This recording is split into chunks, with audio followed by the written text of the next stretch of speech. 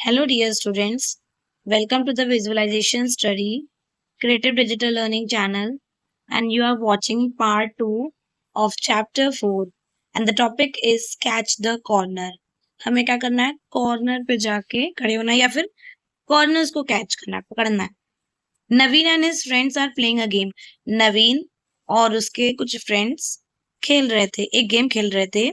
नवीन खेल रहे हैं. Naveen is standing facing the ball and clapping. Naveen दीवार को की तरफ फेस करके, तो नवीन क्या कर रहा है? दीवार की तरफ फेस करके क्लैप कर रहा है. देखो नवीन ये रहा. His friends are running along the table as he claps. जब वो क्लैप करता है तो क्या करते हैं उसके फ्रेंड्स जो एक बीच में टेबल रखा है ना, इसके इर्द गिर्द गोल, जैसे म्यूजिकल चेयर होता है. म्यूजिकल चेयर में हम क्या करते हैं? म्यूजिक बजता है, चेयर रखे होते हैं, हमें चेयर के चारों तरफ घूमना पड़ता है. वैसे ही सेम गेम है. यहाँ पे म्यूजिक की जगह क्लैपिंग की जा रही है और चेयर्स की जगह टेबल है, और हमें वहां चेयर की जगह टेबल तो है ही, लेकिन वहां पे हमें बैठना रहता है चेयर पे, और हमें इस टेबल के कॉर्नर्स को पकड़ना है, जिसे हम किनारा कहते हैं. और फिर यहाँ इनके फ्रेंड्स को क्या करना है, मतलब नवीन के फ्रेंड्स को टेबल के चारों तरफ घूमना है. When he stops clapping, जब नवीन क्लैप करना बंद कर देगा, जैसे ही बंद करेगा, everybody stops, सब लोगों को स्टॉप हो जाना है. The child who is not at a corner will be out. जो बच्चा कॉर्नर पे नहीं होगा वो बच्चा आउट हो जाएगा. Then the child will clap. अब जो बच्चा आउट हुआ है वही जाके क्लैप करेगा. The game will go on. और इसी तरीके से ये गेम कंटिन्यू होता जाएगा, चलता रहेगा. फिर जो बच्चा कॉर्नर पे नहीं गया वो आउट, वो जाके क्लैप करेगा. फिर वो क्लैप करेगा तो सब बच्चे घूमेंगे, और उसके बाद क्या होगा? फिर कोई बच्चा कॉर्नर पे नहीं होगा. फिर ऐसे ये गेम कंटिन्यू हम देखेंगे. आगे बढ़ते हैं. Look at the picture and answer the following questions. इस पिक्चर को देख के क्या करेंगे? कुछ क्वेश्चंस के आंसर को देंगे. A name the children standing near the corners of the table. अब टेबल पे जितने बच्चे हैं जो कॉर्नर्स पे हैं, टेबल के कॉर्नर्स पे हैं, उनका हमें नाम लिखना है. जो टेबल के कॉर्नर्स पे खड़े हैं उनका हमें नाम लिखना है. तो सबसे पहले सीमा को लिखते हैं. सीमा. नेक्स्ट है उदित, कॉमा. उदित के बाद कौन है? परमजीत.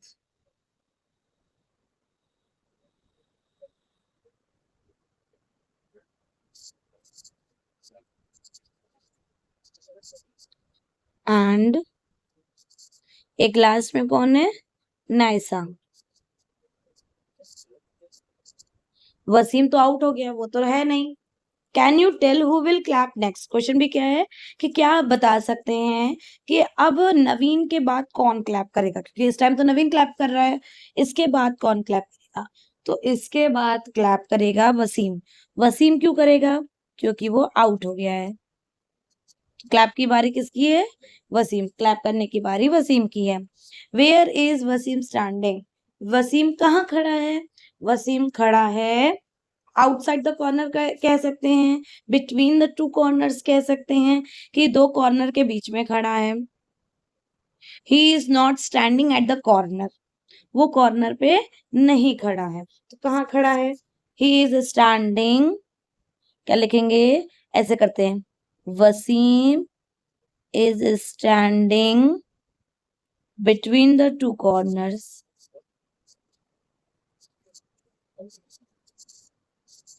बट बेसिकली हमें दो कॉर्नर के बीच में थोड़ी खड़ा होना था, हमें तो कॉर्नर्स पे खड़ा होना था, बीच में थोड़ी.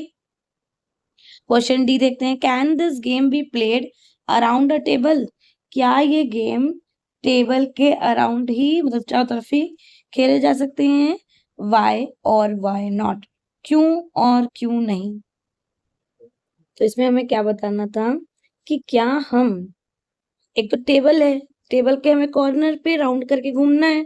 इसे पूछा गया है कि हमें क्या राउंड टेबल में हम ये गेम खेल सकते हैं? ये राउंड टेबल में कैसे खेल सकते हैं? हमें तो कॉर्नर्स ढूंढना है। अगर राउंड टेबल किया तो राउंड टेबल ऐसे होगा, कुछ इस प्रकार से होगा ना, ये इधर होगा, इधर ये टेबल अगर आप देखेंगे तो उस प्रकार से टेबल बने रहेंगे। लेकिन ये तो राउंडेड, इसमें राउंड वाले टेबल पे हमें कॉर्नर कहाँ दिखेंगे? तो ऐसा इसलिए नहीं होगा क्योंकि it is not, wait, it is not played around a round table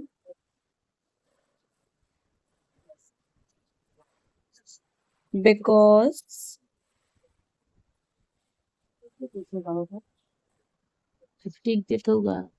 it is not played around a round table because there is no corners.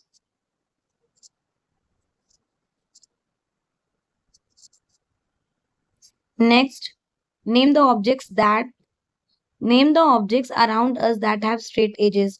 उन ऑब्जेक्ट्स का नाम लिखो अपने जो आपके आसपास है और उनके जो एजेस हैं वो बिल्कुल स्ट्रेट हैं, जो कि हैं बुक्स, पेजेस, पेज जिसको आप कहते हैं, door, etcetera. F many objects around us have curved edges. बहुत ढेर सारे मतलब कई ऑब्जेक्ट्स ऐसे होते हैं जिनका जो एज होता है वो मतलब कर्व्ड होता है, थोड़ा ऐसे कर्व घुमा हुआ होता है। Some are shown below. अच्छा, कुछ दिखाए गए हैं नीचे, जैसे कि ये बॉल हो गए, क्लॉक हो गया, वाटरमेलन हो गया। Explore and share the names of such objects that you see around. अब आपको उन ऑब्जेक्ट्स के बारे में बताना है जो आपके आसपास दिखाई देते हैं बट उनके जो एजेस होते हैं वो थोड़े कर्व शेप में होते हैं। जैसे ये देखो, कर्व है, स्ट्रेट कहीं लाइन है ही नहीं, कर्व है ना, कहीं भी स्ट्रेट नहीं मिलेगा, बिल्कुल राउंडेड है कर्व में। हमें यहाँ क्या बताना है? हमें यहाँ कर्व्ड एजेस को बताना है क्वेश्चन नंबर एफ में, जो कि क्या बताए इसमें, कॉर्नर्स ना हो, क्योंकि कर्व्ड एजेस में क्या होते हैं, कोई कॉर्नर नहीं होते, वो राउंडेड में होते हैं। राउंडेड देख रहे हैं ना। अब ये एजेस क्या है, ये जो मैंने फिगर लगाया है इसमें अगर ध्यान से देखेंगे आप तो ये एजेस है। एजेस एक लाइन सेगमेंट होती है,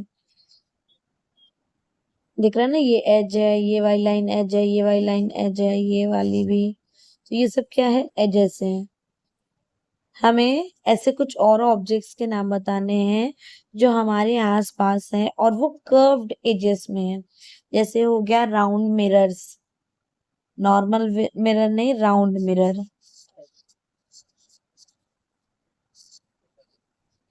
राउंड टेबल्स, राउंड टेबल। और क्या हो सकते हैं? अगर हम फ्रूट्स की बात करें तो फ्रूट्स में ऑरेंजेस और मैंगोज, क्योंकि उसे भी तो लाइन नहीं होती। काफी और एग्जाम्पल्स हैं, एप्पल्स फ्रूट में, एक्सेट्रा। और देखा जाए तो कुछ टीवी स्क्रीन आजकल कर्व्ड में आ रही हैं, मुड़ी हुई हैं, लेकिन कॉर्नर्स नहीं है, पहले ऐसे थे, अब के शेप थोड़े ऐसे कर्व्ड में है।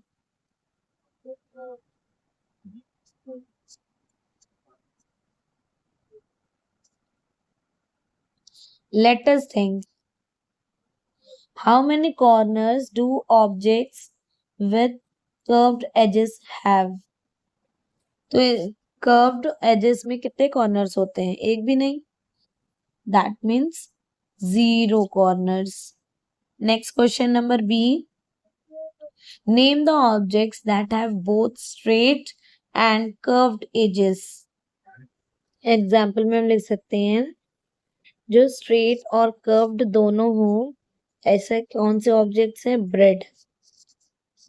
अगर हम ब्रेड को ध्यान से देखें तो ब्रेड का शेप ऐसे होता है, इसमें स्ट्रेट भी है और कर्व्ड भी है, दोनों। वायोलिन हो सकता है, और क्या हो सकते हैं? कार। Origami fun. अब ये ओरिगेमी क्या है? ओरिगेमी एक कागज मोड़ने की जापानी कला है। मतलब हमें इस पेपर से या किसी भी पेपर से फोल्ड करके अगर उसमें से कोई इमेज हम बना सके तो वो एक आर्ट है। वही क्या है? ओरिगेमी। अब इसी ओरिगेमी से हम फन करेंगे। क्वेश्चन ये क्या है? Take a paper and fold it to make it a square. आपको एक पेपर लेना है और उसे स्क्वायर की तरह फोल्ड करना है, बिल्कुल स्क्वायर का शेप देना है। Question B, it has dash corners and dash edges. अब बताइए इसमें कितने कॉर्नर्स और कितने एजेस होते हैं? कॉर्नर जहां पे कोई भी चीज हमें नुकीली दिखे, लाइक ये 1 2 3 4, तो कितने कॉर्नर्स हुए? 4 कॉर्नर्स। एजेस कितने हैं? 1 2 3 एंड 4, तो 4 एजेस हो गए। Question C, fold it in half by joining two corners as shown in the picture.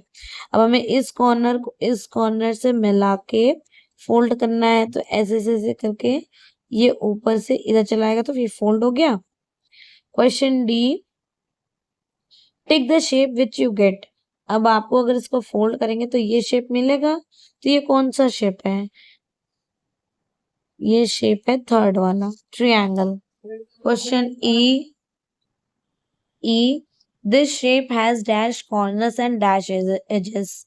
अब जो हमें शेप मिला है, ट्रायंगल मिला है, इसके पास कितने कॉर्नर्स है और कितने एजेस है? नुकीली चीज 1 2 3, 3 नुकीली कॉर्नर मिली, तो ये क्या है? 3 कॉर्नर्स। और एजेस कितने हैं? 1 2 3। F, fold the paper again into half to get a triangle and then fold it and then unfold it। अच्छा, अब इसमें क्या करना है? वापस से इस शेप को बीच से फोल्ड करना है, एकदम बीचों बीच, ताकि हमें इसका भी हाफ मिल सके और उसके बाद अनफोल्ड कर दो, मतलब वापस से इसको इसी शेप में ले आओ जैसे ये पहले था।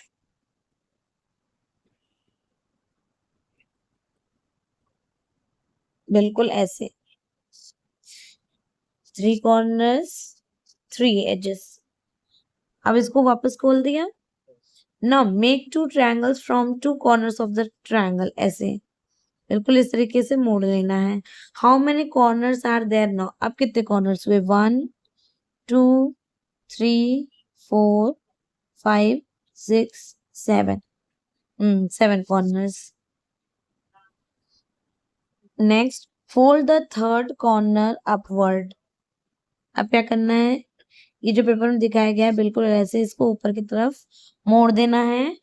And make nose and eyes as shown. अब हमें नोज और आईज जैसे दिखाए गए वैसे में बनाने पड़ेंगे। Your paper dog is ready. अब हमें क्या बन गया? Paper dog.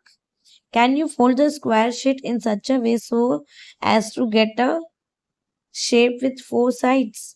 क्या आप उस स्क्वायर शीट को फोल्ड कर सकते हैं? अगर फोल्ड करने के बाद क्या आपको 4 साइड्स मिलेगा? अगर ये स्क्वायर है, इसको हमने ऊपर से नीचे मोड़ा तो हमें ये ऐसे मिलेगा। और अगर ऐसे मिला तो क्या इसके पास अभी भी 4 साइड्स हैं? 1 1 2 3 4, यस मिलेगा। How many corners does it have now. अब कितने कॉर्नर्स होंगे? 1 2 3 4, 4 साइड्स एंड 4 कॉर्नर्स। अब हमें ऐसे ही और अदर सब ऑब्जेक्ट्स लेके उनके एजेस, कॉर्नर और साइड्स के बारे में डिस्कस करना है। Patterns. Question A. Make designs by stamping objects having different shapes like bottle caps, erasers, pencils, coins, etc. अब हमें यहाँ क्या करना है? एक डिजाइन बनानी है। कैसी डिजाइन बनानी है? स्टैम्पिंग करके, ऑब्जेक्ट्स का स्टैम्पिंग करके। स्टैम्पिंग मतलब वो होता नहीं है स्टैम्प लगाना, जैसे होता है अंगूठा लगाना, तो वो तो थंब स्टैम्प हो गया। हमें यहाँ ऑब्जेक्ट के स्टैम्प लगाने हैं। थंब स्टैम्प कैसे करते हैं? एक इंक होता है, इंक के ऊपर हम अपना थंब रखते हैं और फिर अंगूठा लगा देते हैं।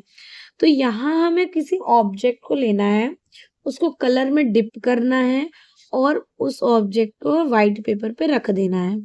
ऐसे हमें कई कई कई डिफरेंट ऑब्जेक्ट लेने हैं, अलग अलग प्रकार की चीज लेके ऐसे कलर लगा के उसको स्टैम्प कर देना है। जैसे सब नंबर 1 पे दिया है शार्पनर। शार्पनर में कलर लगाया और जब कलर लगाएंगे तो हमें कौन सा शेप मिलेगा? बिल्कुल ऐसे। फिर उसने फ्लावर लिया, फ्लावर को कलर में डिप किया तो बिल्कुल ऐसे मिला। नेक्स्ट क्या है? बॉटल का ढक्कन। तो उस बॉटल के ढक्कन को किनारे पे कलर लगाया और उसको इधर स्टैम्प किया तो बिल्कुल ऐसे शेप आ गया। उसके बाद पेंसिल, पेंसिल को कलर किया एक तरफ और पेंसिल को रखा तो बिल्कुल ये शेप हमें मिला, जो हमें दिख रहा है। ऐसे और भी ढेर सारे ऑब्जेक्ट्स लीजिए और उसको क्या करो? स्टैम्पिंग करो। Question B, Radha is applying mehndi on her hands. Radha अपने हाथों पर मेहंदी लगा रही है। You can also trace your hand to make a mehndi pattern और डिजाइन। आप भी अपने हाथ के पंजे का ट्रेस करके उस पर आप मेहंदी का डिजाइन बना सकते हैं। बिल्कुल बिल्कुल इस तरीके से आप अपने हाथों को ट्रेस करो, मतलब हाथ रख के उसके ऊपर अपने ही हाथों की डिजाइन बनाओ, बिल्कुल ऐसे जैसे दिखाए गए हैं। उसके बाद क्या करेंगे? उसके बाद यहाँ पर हम अपनी मेहंदी का डिजाइन बनाएंगे, एक पैटर्न फॉलो करेंगे यहाँ पे।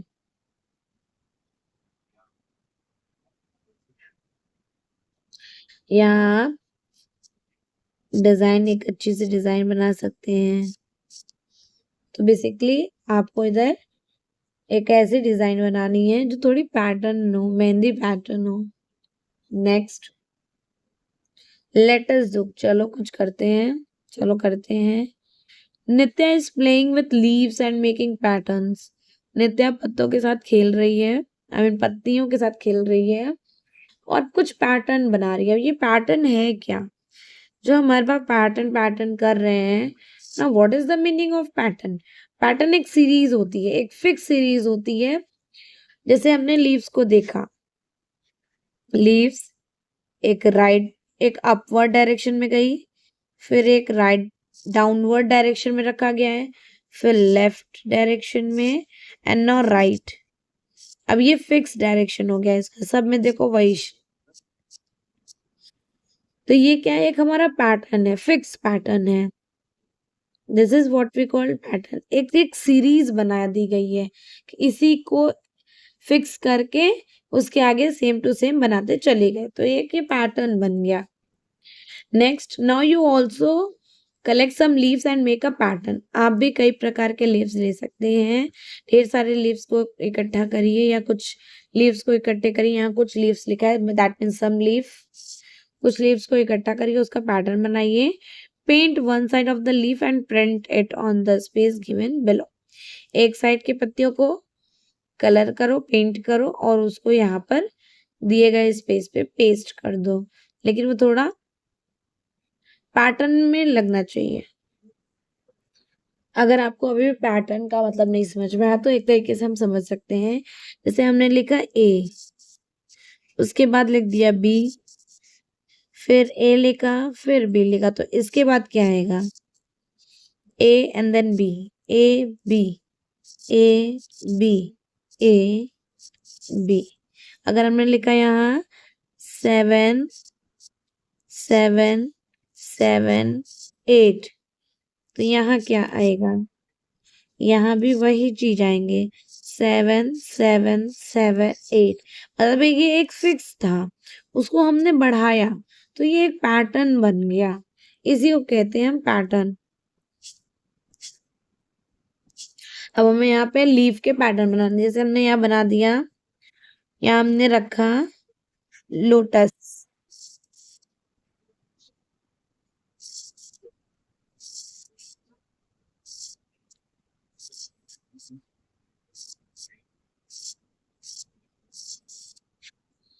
ये हमारा लोटस हुआ, फिर हमने रख दिया रोज।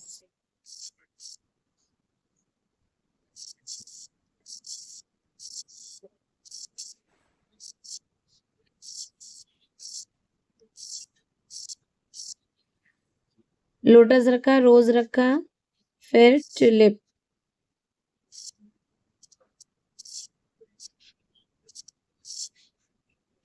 फिर लोटस रख दिया।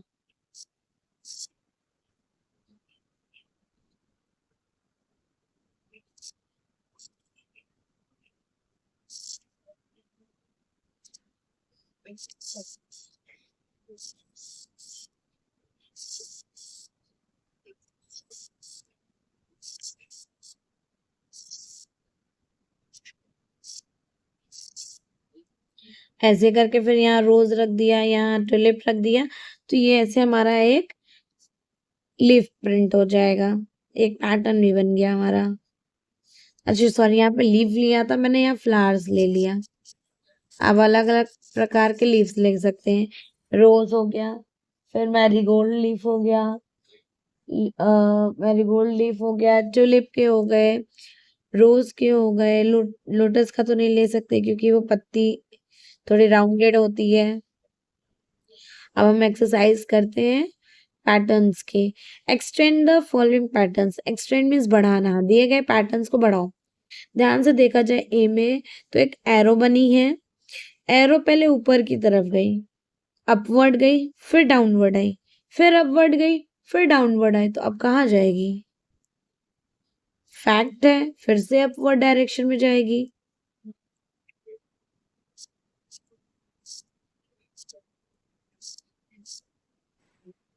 अब किधर आएगी? डाउनवर्ड डायरेक्शन में।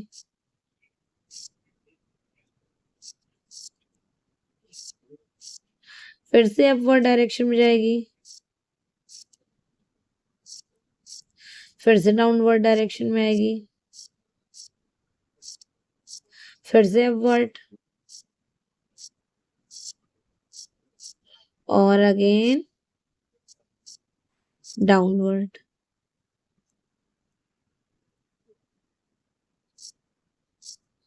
हो गया ना पैटर्न फॉलो? नेक्स्ट बी में क्या है? पहले एक पंखुड़ी थी, फिर 3 पंखुड़ियां आई, फिर फ्लावर कंप्लीट हो गया, वापस से एक, फिर 3, फिर पूरे 5। अब हमें क्या बनाना है? अभी हमें सिर्फ एक बनाने हैं।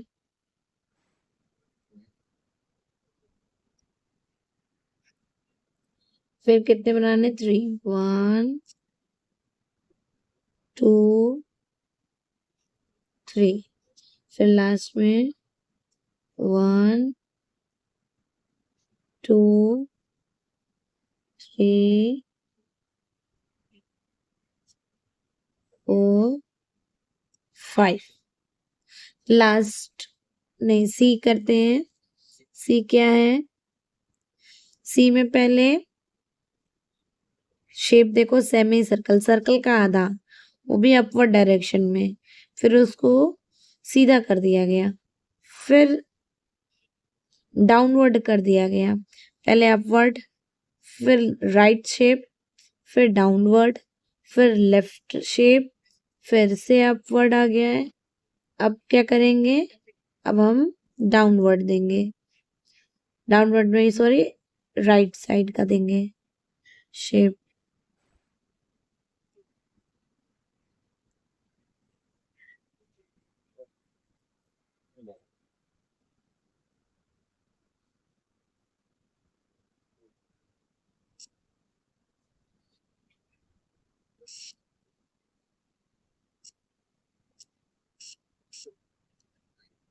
इसको इस तरीके से पैटर्न हमें कंप्लीट करना है, जैसे दिया है बिल्कुल वैसे ही।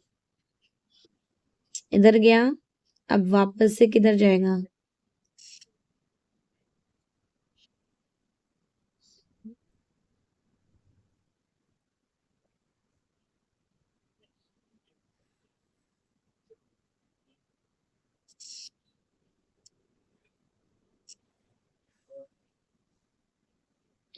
अब इसी पैटर्न को बार बार हमें बनाना पड़ेगा। बस डायरेक्शन को चेंज करना है।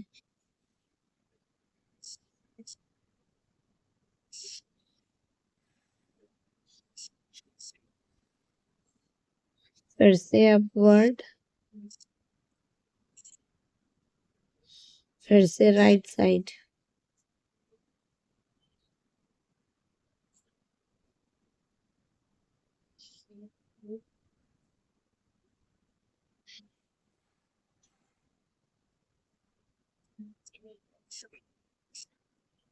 अब डी में क्या है? स्क्वायर, पूरा ग्रीन, बीच में ब्लू, फिर blue colour S right sorry left side आया, फिर डाउनवर्ड, फिर राइट साइड। इसका मतलब पहले हमें इसको डायगनली ड्रॉ कर देना है। ये जो लाइन मैं खींच रही हूँ इसे कहते हैं डायगनली ड्रॉ करना। कर दिया। अब क्या करेंगे? अब ब्लू कलर सेलेक्ट करते हैं।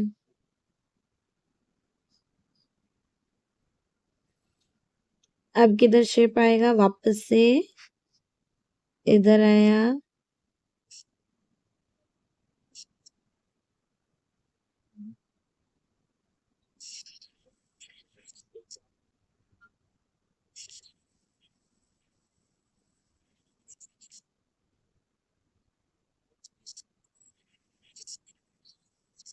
पहले ब्लू वाला शेप कर लेते हैं फिर करते हैं।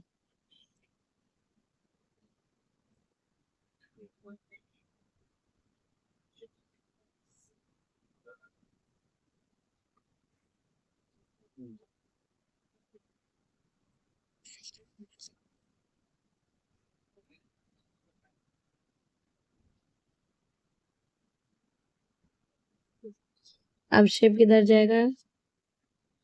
डाउनवर्ड,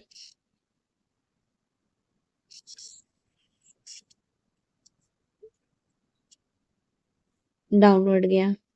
अब मैंने सिर्फ 3 ही फिगर बनाए हैं, इधर 3 ही दिए गए थे। अब क्या करना है? अब ग्रीन कलर करते हैं।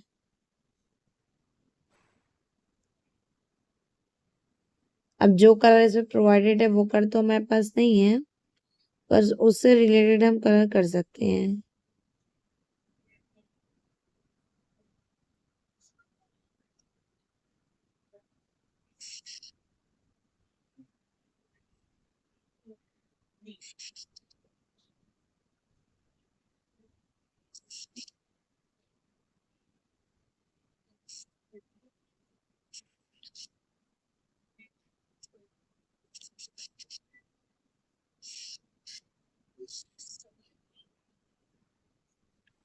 ये पैटर्न तो कंप्लीट हो गया। नेक्स्ट आते हैं।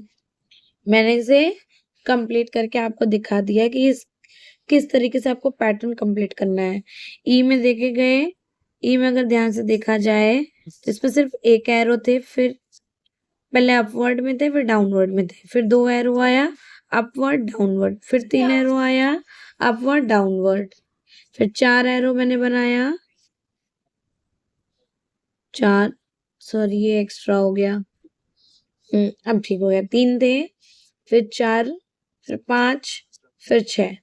अब एफ में क्या था? एक बॉर्डर टाइप था। पहले 2 पंखुड़ी, फिर 2, फिर 2, फिर 2। इस तरीके से मैंने इसे कंप्लीट किया है। जी में देखा तो ए बी, फिर बी सी, फिर सी डी, मतलब जो लास्ट लेटर है वो सेकंड पैटर्न का फर्स्ट लेटर है, फिर लास्ट लेटर नेक्स्ट पैटर्न का फर्स्ट लेटर। इस तरीके से हमें ड्रॉ करना था, मतलब कंप्लीट था। एच में क्या है? ए, बी को उल्टा किया, सी को उल्टा किया, डी को उल्टा किया, ई को उल्टा किया, तो मैंने एफ को और जी को और एच को उल्टा किया तो सेम मिला जैसे ए। आई में क्या था? हमें एक दीवार के शेप का प्रिंट दिया गया था, उसे कंप्लीट करना था। पहले येलो, फिर रेड, फिर येलो, फिर रेड। उस हिसाब से मैंने इस पैटर्न को कंप्लीट कर दिया है। Kiku rabbit jumps on the 4th tile. Kiku rabbit 4th tile पर कूदता है। He forgot where to jump next. फिर वो भूल गया कि अब वो किधर नेक्स्ट जंप करे। Help him by drawing a circle on the next tiles. उसे हेल्प करो कि अब वो कौन से टाइल्स पे जाके कूदेगा। पहले इसके पैटर्न को समझो कि वो पहले पैटर्न में उसने क्या किया है। पहले पैटर्न ने उससे पहले 1 से स्टार्ट किया, फिर 4 पे गया। 3 और 2 मतलब 2 चीज उसने छोड़ा है, तो हम 2 नंबर छोड़ देंगे। किस पे पहुंचेंगे? 7th पे। तो यहाँ लिखेंगे 7। फिर 2 राउंड छोड़ दो, नेक्स्ट किस पे आएगा? वो 10 पे। फिर 10 में 2 नंबर छोड़ दो, किस पे आएगा? 13 पे। फिर 2 नंबर छोड़ा, 13 पर आया। फिर 14 और 15 को छोड़ा तो 16 गया। 17 18 छोड़ा तो 19 पे। 20 21 छोड़ा तो 22 पर। इस हिसाब से हमने कीकू की मदद कर दी। Kiku's mother also jumps on the sixth tile. Help her by putting a cross on the next tiles.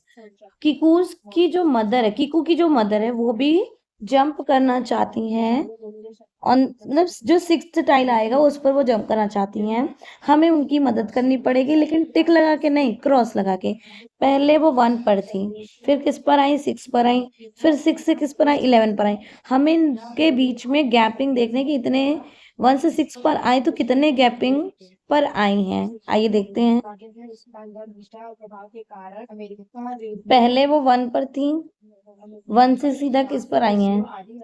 6। तो कितने नंबर छूटे हैं? 1 2 3 4। इस पे क्रॉस लगाना है। कितने नंबर्स की गैपिंग हुई? 1 2 3 4। इसके बाद 6 के बाद वो कहाँ गई है? 11 के पास।